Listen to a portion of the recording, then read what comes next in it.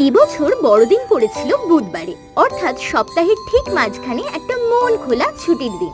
তো সকালবেলাটা পরিবারের সাথে কাটিয়ে কেক টেক খেয়ে আমার মিষ্টু বিড়ালকে অনেক অনেক অনেক আদর করে দুপুরবেলা বেরিয়ে পড়েছিলাম একটু ঘুরতে। তো রাস্তায় যেতেই দেখি এক জায়গায় ঘটি গরম বিক্রি হচ্ছে। দেখতেই স্কুল জীবনে নস্টালজিয়া ফিরে এলো।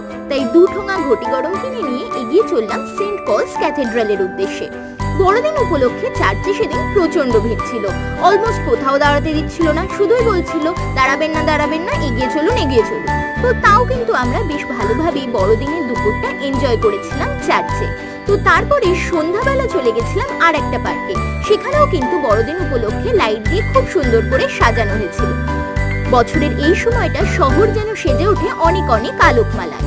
তো তারপরে গড়িয়াহাটের কাছে খোলা একটা নতুন রেস্টুরেন্টে ডিনার সেরে নিয়ে বাড়ি চলে এলাম। That's all for my Christmas day.